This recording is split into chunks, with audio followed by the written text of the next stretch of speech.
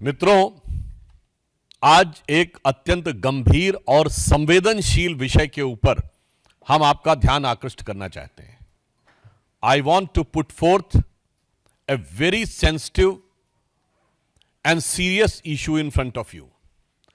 अभी आपने देखा होगा कि मीडिया में प्राप्त समाचारों के अनुसार और जिसमें दिल्ली पुलिस ने अभी एक प्रेस कॉन्फ्रेंस भी की है और एक बहुत ही गंभीर, संवेदनशील, खतरनाक और रहस्यपूर्ण तथ्य प्रकाश में आए हैं। आप सबको ध्यान होगा, चंद महीनों पहले की बात है और चुनाव के दौरान भी और चुनाव के बाद भी दिल्ली के तमाम स्कूलों में बम धमाके की कई कॉल्स आई थी, ईमेल्स आए थे। जांच के बाद आप सोचिए कि इससे कितना भय और तनाव का वातावरण अभिभावकों और पूरे दिल्ली की जनता के मध्य उत्पन्न हुआ। यद्यपि बाद में उसमें कुछ भी नहीं पाया गया। फिर जब इस विषय की गहनता से जांच की गई और यह ट्रैक करने का प्रयास किया गया कि ये ईमेल्स कहां से आ रहे हैं, तो बहुत ही आश्चर्यजनक तथ्य प्रकाश में आया कि मूलतः यह ईमेल एक ऐसे व्यक्ति के द्वारा आ रहे थे जो अल्पवयस्क है। These all emails were originating from a person who is juvenile. और आप समझिए, उसने कई 100 स्कूलों को इस प्रकार की फर्जी कॉल्स किए।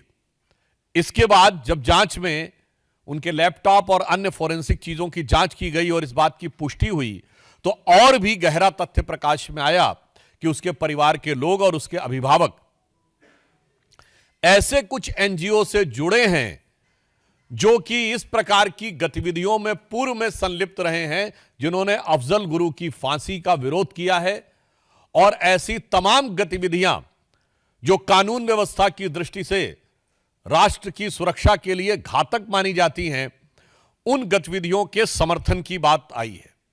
अब इससे गहराई इसलिए बढ़ रही है कि क्या कोई अल्पवयस्क बालक अपने मन से कर रहा है? इसका मतलब उसे शिक्षा कैसी दी जा रही है? दूसरा, या वो सिर्फ मोहरा है और उसके पेरेंट्स और जो पीछे के एनजीओज हैं उनकी इसमें कोई भूमिका है ताकि दिल्ली की कानून व्यवस्था को बिगाड़कर, दिल्ली के वातावरण को खराब करके, दिल्ली में भय का वातावरण उत्पन्न करके कोई राजनीतिक लाभ या अपनी राजनीतिक विचारधारा की पुष्टि की जा सके। अब जो समाचार उपलब्ध हैं, जो जानकारियां उपलब्ध हैं, उससे बहुत गहरा संदेह हो रहा है, क्योंकि हम सभी जानते हैं कि दिल्ली में आम आदमी पार्टी का बहुत गहरा संबंध न सिर्फ तमाम ऐसे अवांछित एनजीओ से रहा है और तमाम ऐसी गतिविधियों से रहा है जो अफजल गुरु की हैंगिंग और देश विरोधी तमाम गतिविधियों में लिप्त रहे हैं। आप सभी को ध्यान होगा कि फरवरी 2015 में जो टुकड़े टुकड़े होंगे का नारा लगा था, वो अफजल गुरु की बरसी के ऊपर था और जिसकी फाइल को महीनों तक आम आदमी पार्टी ने बचा के रखा था। इसलिए अब यह रहस्य गहरा रहा है कि वो एनजीओ कौन है, वो एनजीओ के लोग कौन हैं, उनका आम आदमी पार्टी से कोई संबंध है क्या? क्योंकि यह बात हम ऐसे हवा में नहीं कह रहे हैं। आम आदमी पार्टी की मुख्यमंत्री आतिशी मरलेना जी के दोनों पेरेंट्स ने अफजल गुरु की क्लीमेंसी के पिटीशन का समर्थन किया था, तो यह बात सीधे संबंध जुड़ता हुआ दिखाई पड़ रहा है। यानी वहां के सर्वोच्च नेतृत्व के साथ, और उस जमाने में याद करिए वो सब लोग, प्रशांत भूषण, शांति भूषण, अन्य ने बहुत सारे लोग थे, आप बड़ी लंबी लिस्ट है, वो सब उस समय आम आदमी पार्टी के सदस्य थे। यानी आम आदमी पार्टी का एक संगठन के रूप में उनके साथ संबंध बहुत साफ दिखाई पड़ रहा था।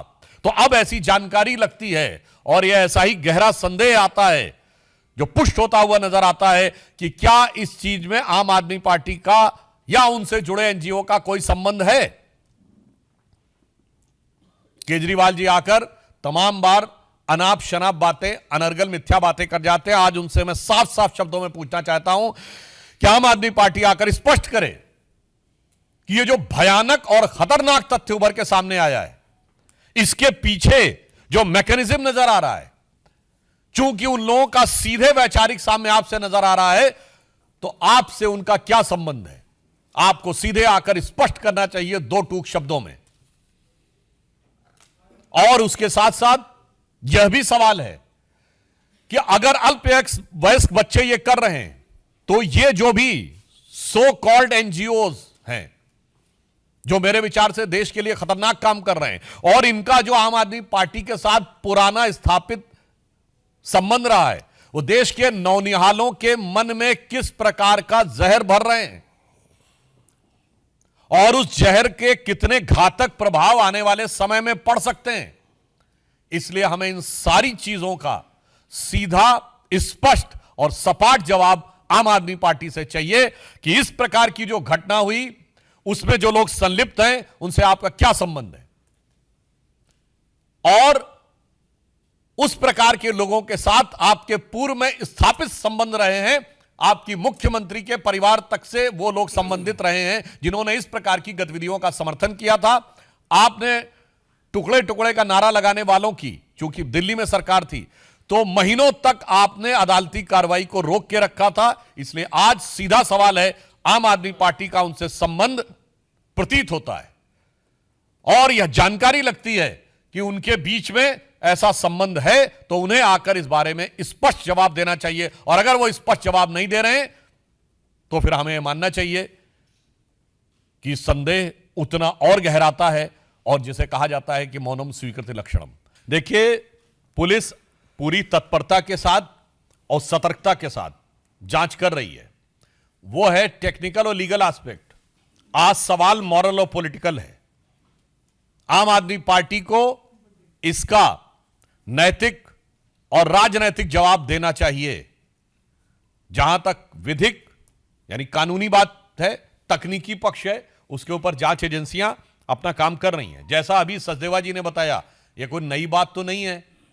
ताहिर हुसैन जो दिल्ली के दंगों का मुख्य आरोपी था, वो आपका विधिवत सभासद था। सोचिए कितनी बड़ी आपदा है ये लोग। मनीष सिसोदिया जी की बाइट अवेलेबल है, शाहीन बाग मेरे दिल में है। जामिया के बाहर जो हुआ था, याद करिए, उसमें जो एक भरकर एक टेम्पो में पत्थर वगैरह आए थे, उसमें अमानतुल्लाह खां का नाम आया था। तो ये कोई नई बात नहीं। और मैं पुनः कह रहा हूं, भारत तेरे टुकड़े होंगे का जो जेएनयू में नारा लगा था फरवरी 2015, उसमें सब यही एनजीओ लॉबी वाले शामिल थे और वो अफजल की बरसी पर था। आप में से बहुत से लोग भूल गए होंगे कि वो ओकेजन क्या था और उसकी कार्रवाई कोर्ट में ना होने पाए महीनों तक फाइल दबा के रखी थी आम आदमी पार्टी की सरकार ने। और जैसा बताया उन्होंने कि उनके विधायक माफियाओं से भी बात करते हुए मिले हैं और वो भी जानकारी मीडिया में आई है कि बांग्लादेशी घुसपैठियों के बारे में जांच के लिए शायद आज ही उनके विधायक मोहिंदर गोयल जी के से पूछताछ भी की गई है। तो अब यह साफ दर्शा रहा है कि यह दिल्ली की सुरक्षा और व्यवस्था के लिए भी आपदा बनते हुए दिखाई पड़ रहे हैं। देखिए, क्योंकि जांच की प्रक्रिया चल रही है, इसलिए जांच एजेंसियां इस विषय में बात कर रही हैं। और जहां तक आपने एनजीओ की बात कही, तो आम आदमी पार्टी के जितने संस्थापक लोग थे उनकी जरा पृष्ठभूमि देख लीजिए तो बहुत साफ समझ में आ जाएगा। और एनजीओ पे एक और मैं आपको बात बता दूंगा, anybody of you can go and check. जब हमारी गवर्नमेंट आई, देयर वर 5000 एनजीओ जिन्होंने 5 साल से अपना आईटी रिटर्न नहीं भरा था। सबको नोटिस दिया गया कि 3 साल का आईटी रिटर्न भरिए, 3 महीने में नहीं भरा। फिर नोटिस दिया गया कि 31 दिसंबर 2014 तक भरिए, नहीं भरा। फिर उनको नोटिस दिया गया 31 मार्च 2015 तक आप नहीं भरेंगे तो यू विल बी डी-रिकॉग्नाइज्ड। और आपको पता उसके बाद कितनों ने भरा था? 250। और जैसे ही डी-रिकॉग्नाइज हुए, हल्ला मचाना शुरू किया था। हल्ला मचाने वालों में आम आदमी पार्टी थी कि नहीं? आप खुद समझिए, विदेश से पैसा लेते हैं, इनकम टैक्स रिटर्न नहीं फाइल करते हैं, 5-5 साल तक नहीं फाइल करते हैं, यूटिलाइजेशन सर्टिफिकेट नहीं देते हैं और उसके बाद नोटिस के बाद भी कोई जवाब नहीं देते हैं और डी-रिकॉग्नाइज होने पे हल्ला मचाते हैं। कोई भी जाके एमएचए के उस रिकॉर्ड से चेक कर सकता है। इसलिए जो हम लोगों ने कहा है, संदेह बहुत गहरा होता है। Actually, the question he has raised, it's given a very peculiar example of how the so-called new politics has emerged. I just ask you, name a single political party in the previous time after allegations which were not in the denial mode. When Lalu Prasad Yadav ji went to jail, he was in denial mode कि मैंने कुछ नहीं किया है.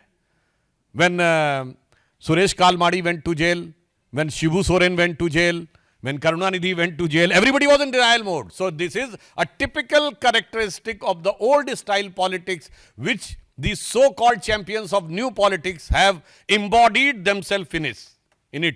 तो जिसे कहेंगे ना, रफ्ता रफ्ता वो मेरी हस्ती का साया हो गए। अब पुरानी पार्टियां कह रही हैं आप भी हमारी तरह हो गए। देखिए, हमारे लिए हिंदू धर्म और सनातन धर्म भारत की अस्मिता और पहचान का विषय है।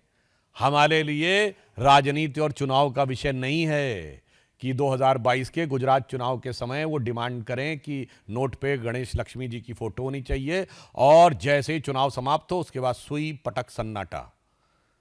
तो बस इससे दिखाई पड़ता है, और ये भी कोई वो बात नहीं है, कांग्रेस भी हमेशा ऐसा ही करती रही है। तो अरविंद केजरीवाल जी के लिए मैं कहना चाहूंगा, और आप देखिए कितनी मजेदार बात यह है, एक दूसरे पे आरोप लगाते हैं, वो सारी बातें अलग करते हैं।